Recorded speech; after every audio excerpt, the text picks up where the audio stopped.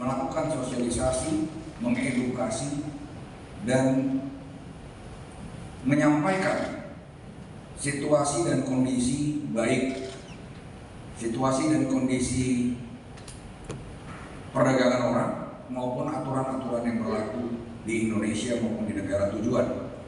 Diharapkan dengan sosialisasi dan edukasi terhadap masyarakat, maka masyarakat semakin memiliki pengetahuan dan tidak terjerumus di dalam proses daripada tindak pidana perdagangan orang tersebut. Selanjutnya adalah kita melakukan berbagai perbaikan pelayanan dengan membuka kantor imigrasi baru seperti yang kami sampaikan di depan. Dan yang keempat adalah kita melakukan program reach out atau menjangkau keluar kantor. Sebagaimana diketahui bahwa persoalan penumpukan pemohon paspor atau pemohon keimigrasian di satu titik menjadi satu ketidaknyamanan tersendiri dari proses dokumen keimigrasian yang ada saat ini. Oleh karena itu, dengan tujuan memecah penumpukan orang, memberikan layanan dan mendekatkan diri kepada lokasi keberadaan masyarakat, maka sudah kita lakukan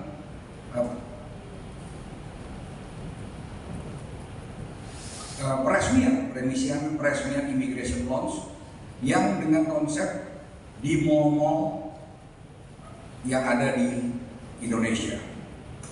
Peresmian immigration launch di Pondok Indah Mall sebagai contoh, Senayan City, Mall Taman Anggrek, kemudian Icon Mall Gresik, Immigration Lounge yang melayani percepatan paspor 1 hari jadi.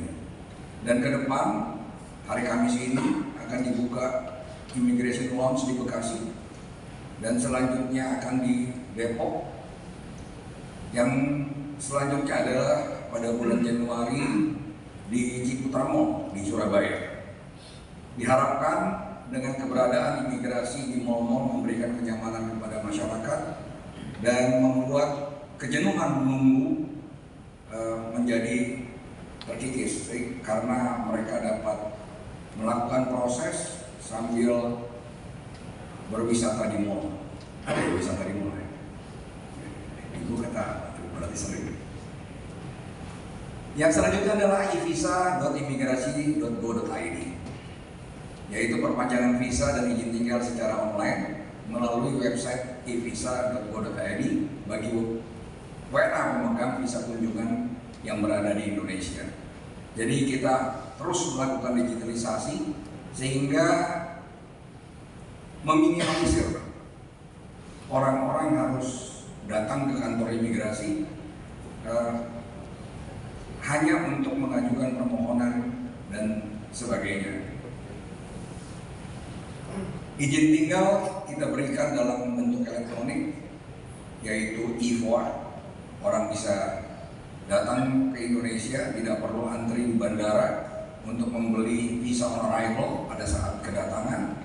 Dia bisa membeli lewat online, elektronik, dan datang ke Indonesia sudah memiliki visa. Selain daripada e-VOA ada e-ITK, kemudian e-ITAS dan e-ITAP.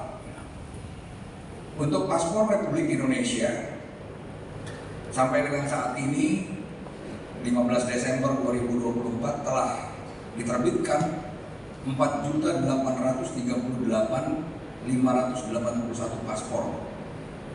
Jumlah ini menurun dibandingkan dengan tahun 2023 yang mencapai 53.315 paspor. Kontribusi PNBP layanan paspor mencapai 2.224 something.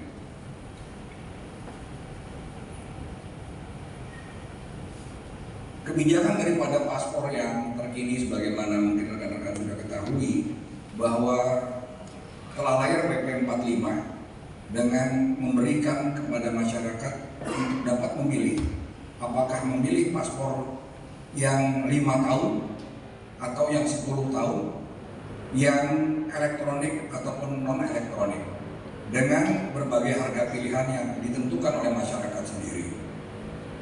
Dan pada bulan Desember 2024 serap juga ya, 13 kantor imigrasi sudah, waduh ini paket,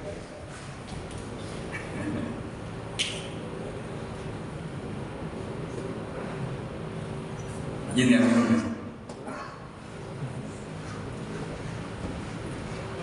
maaf suaranya. Diterapkan di 13 kantor untuk percobaan e-paspor sepenuhnya. Kemudian e-paspor juga tersedia di 22 perwakilan di luar negeri.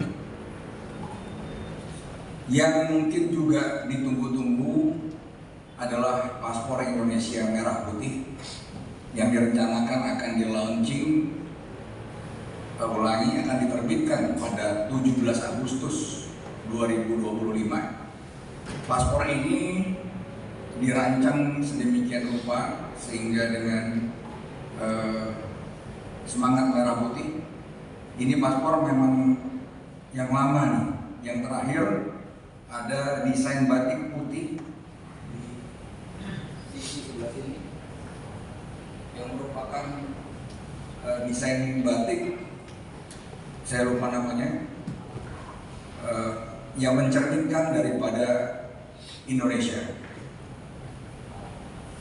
Penerbitan paspor merah putih ini adalah bentuk upaya dari imigrasi untuk memperkuat paspor kita sesuai dengan standar dan rekomendasi internasional dalam sebagaimana diatur dalam The International Civil Aviation Organization atau ICAO Aneks 9 tentang Facilitation Bab 3 dan Subbab C. Filter cover yang tahan panas, fleksibel dan mampu melindungi chip di dalamnya. Di halaman paspor itu terlihat yang kecil ada chip, perlu perlindungan yang tinggi sehingga tidak timbul kerusakan di sana. Desain lembar paspor ini menggunakan motif kain khas setiap daerah di Indonesia, dan motif tersebut akan berubah bentuk apabila dilihat dengan sinar UV. Lanjut.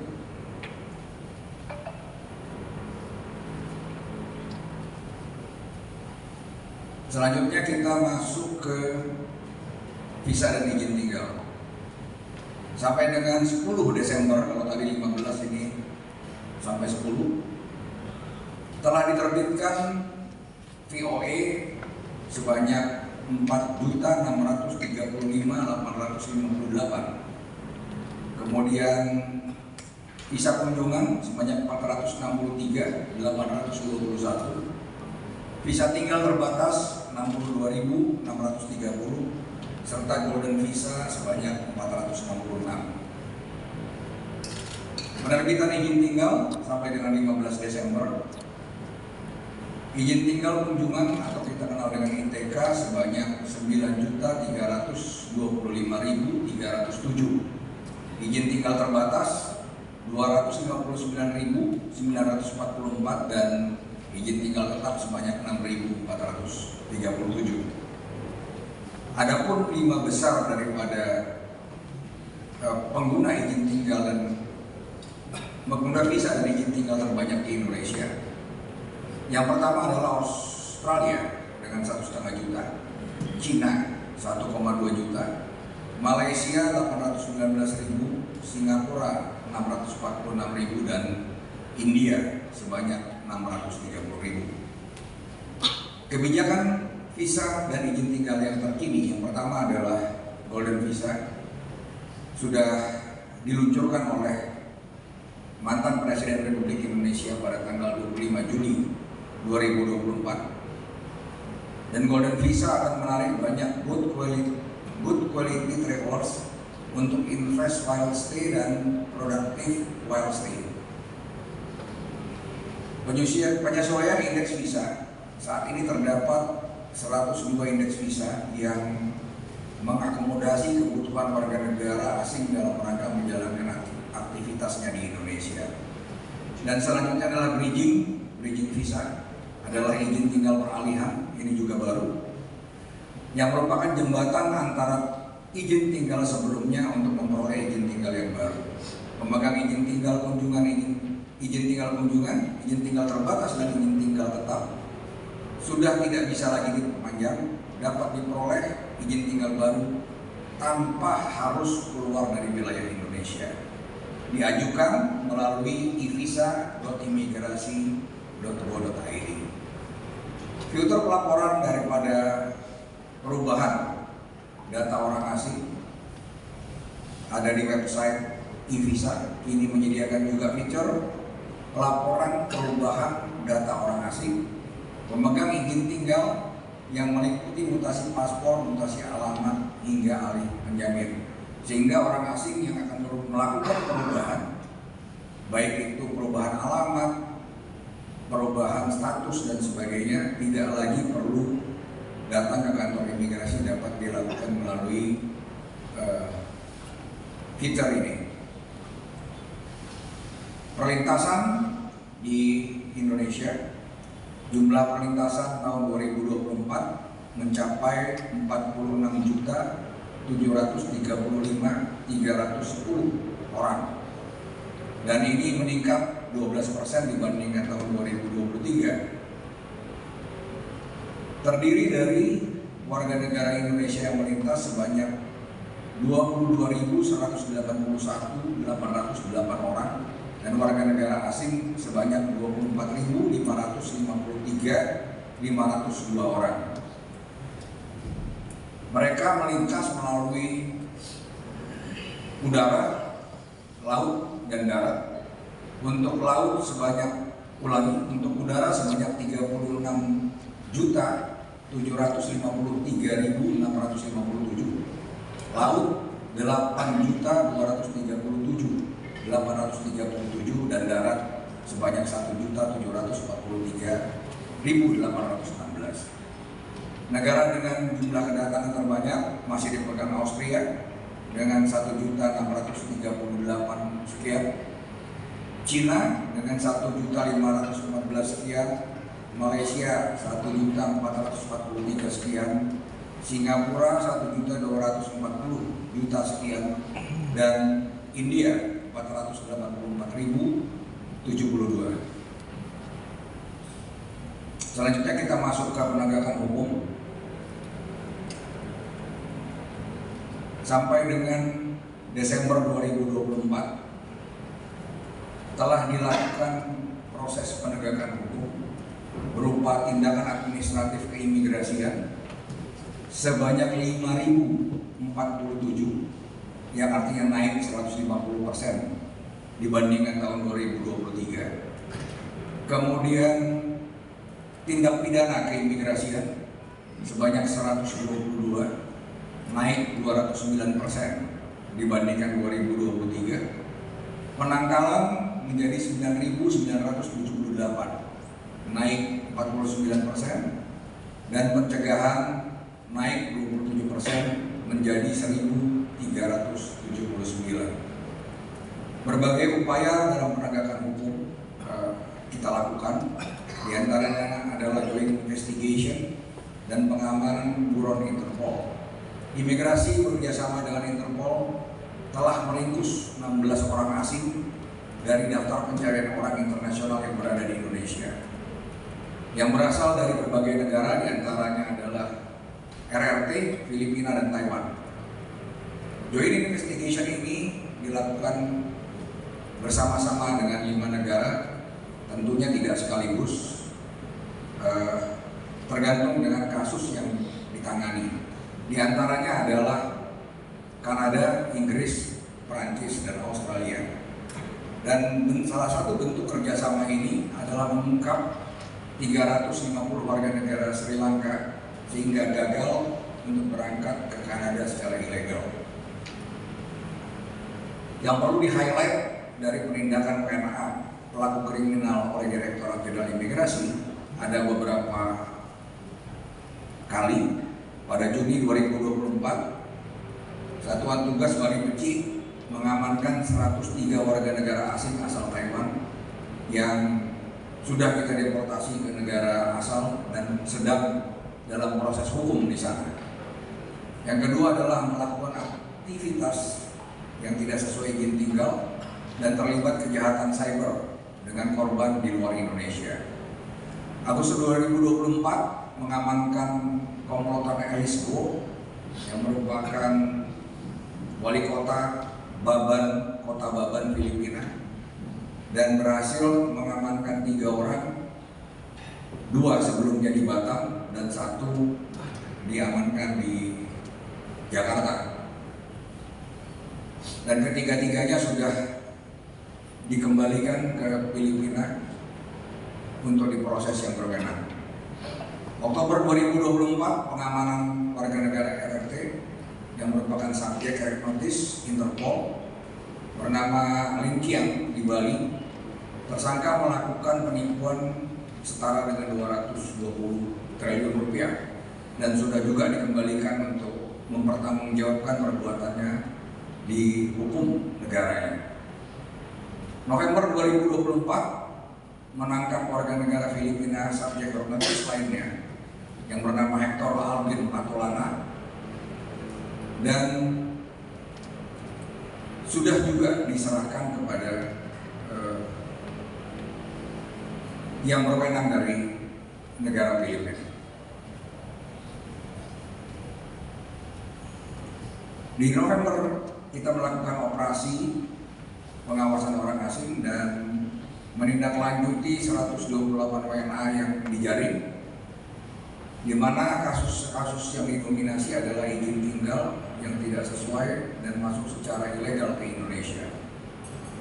Di Desember menjelang tutup tahun, menangkap warga negara RRT yang juga subjek red notice di Batam, kemudian tersangka yang merupakan pelaku judi online, diduga pelaku judi online dan pencucian uang. Yang terakhir, penangkapan 12 atau 16 ya? Penangkapan 16 orang PSK warga negara asing jaringan prostitusi internasional dan sudah dideportasi ya Pak? Ya, masih didalami. Oh masih didalami, masih on proses nih Pak. Operasi pengawasan orang asing serentak dilakukan, seingat saya sudah 4 kali ya Pak Arif ya. Di tahun 2024 kita melakukan operasi pengawasan serentak di seluruh Indonesia secara tiba-tiba tanpa pemberitahuan dengan nama operasi pengawasan orang asing Bali Beci dan operasi pengawasan orang asing Jakarta Utara. Juga kita membentuk 146 atau melantik 146 petugas imigrasi pembina desa yang bertugas untuk mensosialisasi dan edukasi masyarakat tentang TPPO. Di tahun 2024 juga kami mengadakan untuk optimalisasi pengawasan dan penindakan keimigrasian di Indonesia. Kami juga membekali anggota-anggota dengan pengerahan 265 kendaraan patroli untuk memudahkan mobilitas tim pengawasan di lapangan. 265 kendaraan ini terdiri dari 200 mobil berupa double cabin seperti terlihat di gambar dan 65 motor yang akan digunakan untuk rekan-rekan beroperasi dalam pengawasan orang asing di Indonesia. Demikian yang dapat saya sampaikan, lebih dan kurang saya